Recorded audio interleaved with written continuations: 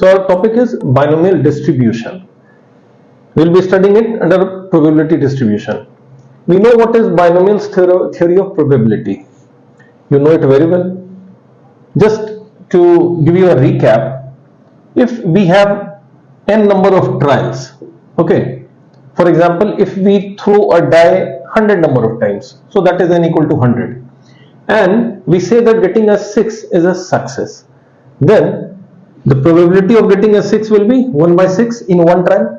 So in 100 number of trials, if our question is what is the probability that exactly out of 100 number of times we have 5 number of times 6 as an outcome, that is p equal to 1 by 6, or to say the probability of getting success exactly r number of times out of n number of trials is given by binomial theory of probability, that is NCR. If p is the probability of success, whatever you call as success, p to the power r, q to the power n minus r. This is our probability. Clear? I am writing that probability here, NCR, p to the power r, q to the power n minus r. Now, for if you want to have the value for r equal to 0, this will be NC0, that will be 1. So what we will get? P to the power 0 is 1, q to the power n. This becomes q to the power n. Then this is for r equal to 0. For r equal to 1, what we will have? We will have NC1, then p, and then q n minus 1. Okay.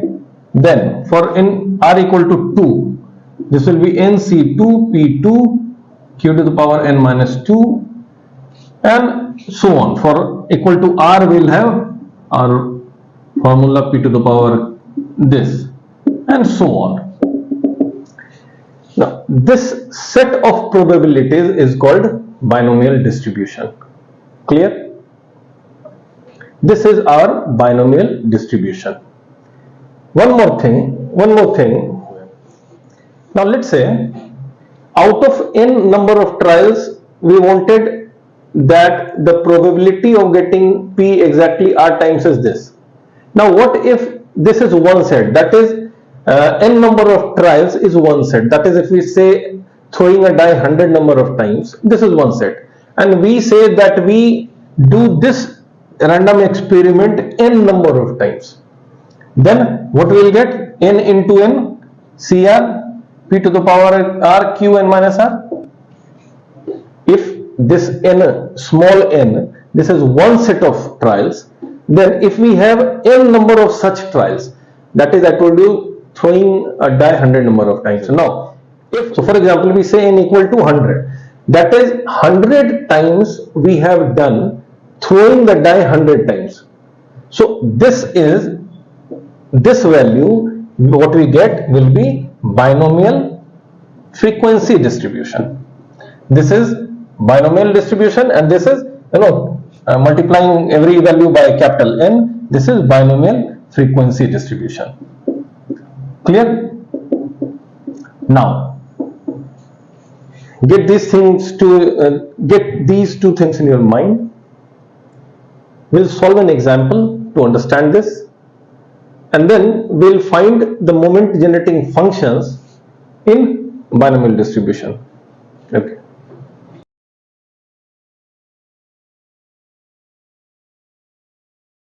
The question is written here. So it says that the probability that a pen will be defective is 0.1, that is P is 0.1. So if 12 pens are manufactured, what is the probability that exactly 2 pen will be defective? What will do? First part, exactly 2 pens are defective, that is N is here 12 and R is here 2, exactly 2. Probability is 0.1, 2, and P is 0.1, therefore Q is 0.9, 1 minus 0.1. So this is 0.9 to the power 12 minus 2, that is 10. Okay. So this is 0.2301. That is exactly 2 pens are defective. 2 pens are defective. Pens are defective. Now the second is at least 2 pens are defective. At least 2 pens are defective means, that is, if we denote it as P, this is Px equal to 2. So this will be equal to Px greater than equal to 2. That is exact, at least 2 are defective. So 2 defective pens, 3 defective pens, 4 defective pens, and up to 12 defective pens. So either you can add them all, or what we can do is we take the reverse and minus it. That is, what we do, we take the reverse. This is for defective, then this is for okay pens that are not defective. So 0 not defective, 1 not defective. We'll add them and 1 minus that. So that will be equal to 1 minus, first is out of 12 C0. This is for P, that is 0.9 is our P now. So this is 0 into 0.1 into 12. So this is the first, and second 12 C1, 0.9, and then 0.1, 11. So this is this value. If you calculate, this will be equal to, this is equal to 0.3412.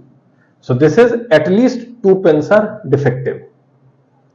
Now the third part is, let me rub it. Now the third part is that none of the pens are defective. So that is this part. So 12 out of 12 pens has this probability, that is 0.9 to the power 12, and this should be 0. So 0.1 to the power 0. This comes to 0.2833. So this is binomial distribution. If we have all the values together, that will be binomial distribution. That is, for this equal to 0, 1, 2, 3 up to 12, that will be binomial distribution. Okay.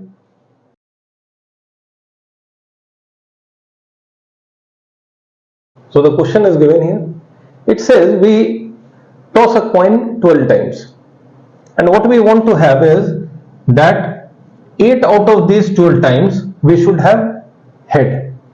So what is the probability of getting head? It is 1 by 2, and not getting head is again 2. So Q is half and P is half. So you want this probability equal for 8 number of times. So this will be P to the power 8 and Q to the power n minus r, that is 4. So this is our probability. This is our probability that we want to, we want to get this probability. So this is this, the value will be, this is, if you calculate, this will come to this thing, 495 by 4096. Now we have actually 256 such sets. I told you how if we have n number of sets, then this becomes n into this probability. So we have 256 sets. So our value will become this, that is 256 into 495 by 4096. That is tossing 12 times. This is one set, and we are doing it for 256 times.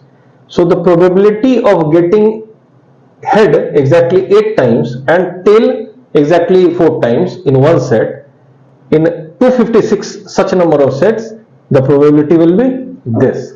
So if you calculate, it comes to about 31. Okay, the value is 31.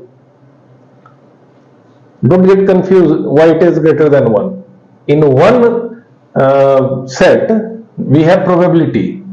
This is our binomial frequency distribution. This is the frequency which is 31. So if we will have 256 such sets, the chances are that we will have 31 number of times we will have whatever is our desired probability. Clear?